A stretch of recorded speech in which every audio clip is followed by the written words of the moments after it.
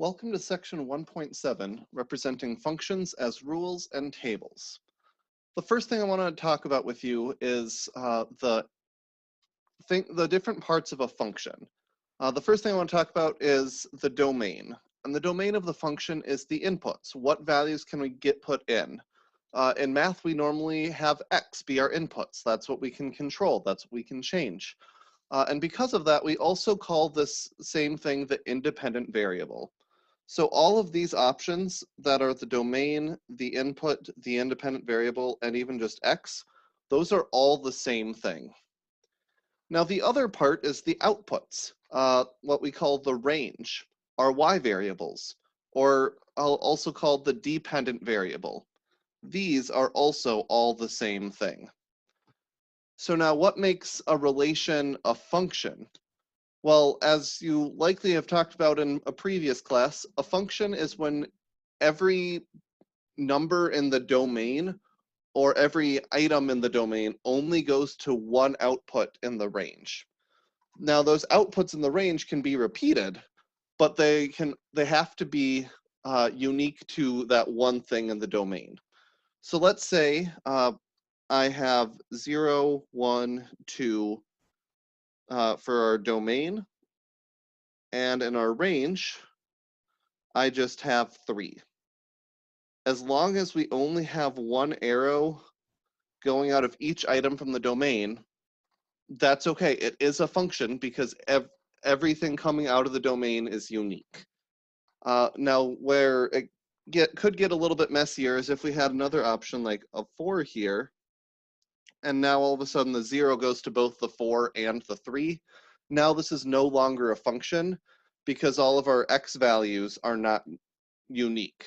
When you get a 0, you might get a 4 or you might get a 3. But if we just stick to where it was originally, if I get a 0, I'm only going to get a 3. Or if I get a 2, that's only going to send me to a 3. So it's, no matter what I change for my input, it will always send me to the same place. And so that's what a function is. So let's look at just a few different things and identify some domains and ranges. Well, the domain, again, that's the same thing as the input. So our domain, which I'll just represent as the letter D, in this case, it's our list of inputs. So 10, 12, 13, and 17, or all of those top numbers. Don't know why it disappeared. There we go. Now our range, our y values, will be all of those bottom numbers because those are our outputs. So we'd have 19, 99, 23, 99, 25, 99, and 33, 98. And so this will correspond with the different gas prices that are on that table in your auto notes. We can also look at trying to identify functions, both from circles with arrows for a relation or just a basic input-output table. Well, if you remember, we can only have one output coming from each input if it is a function. But in this first value, or this first option, 0 can either sometimes get us a 2 or sometimes get us a 3. So that is not a function. However, if we go and look at the other table over here on the right, 0 will send us to 0. 1 will send us to 2. 4 will send us to 8.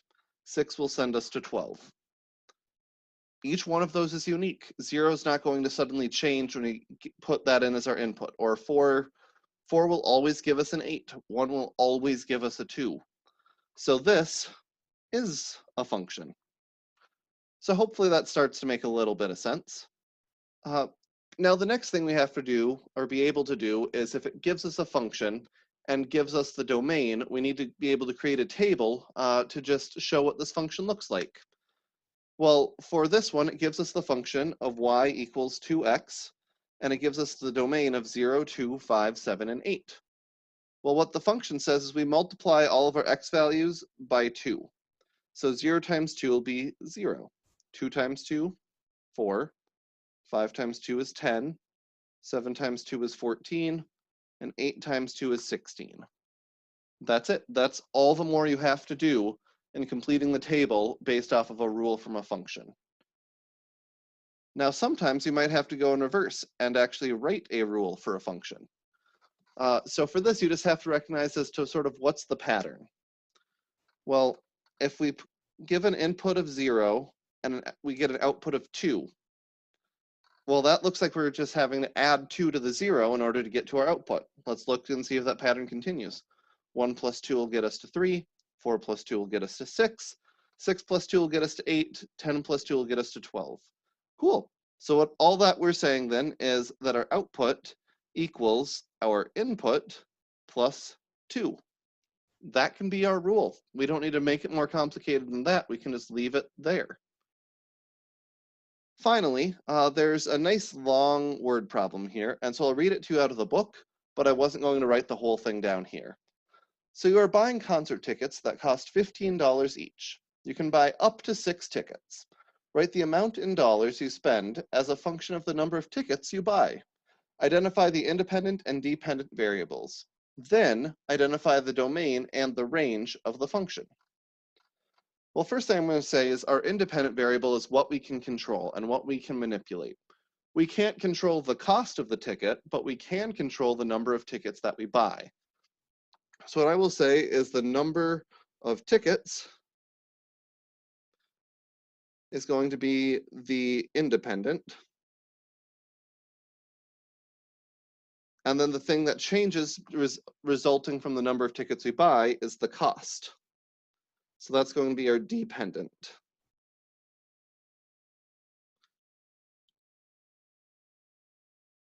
Well, now we have to go and identify what is the domain and the range. So the domain is the same as our independent variable, except now we need to just figure out what are the actual numbers that we could have for our tickets. Well, what we know is we can have up to 6 tickets. So for all of our different possible values for x then, we could have up to 6.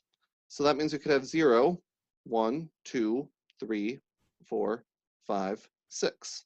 So our domain is the numbers from 0 to 6. Our range then is the cost that changes based off of the number of tickets that we get. And what it does is it goes up by $15 for each ticket. Well, if we buy 0 tickets, it will cost $0. If we buy 1, then it'll go up by 15, and then it will go up by 15 again, and 15 again, and 15 again, and 15 again, and 15 again. So our cost can go anywhere from 0 to 90. Well, the last thing we have to do then is we need to make sure we actually write out the function as to what's going on. So what it's asking essentially, what's the rule for this function? Well, our rule is that the cost equals the number of tickets times $15. That's it. That is all the more there is to today's lesson. So as always, if you have any questions, shoot me an email, and otherwise, I'll talk to you later. Good luck.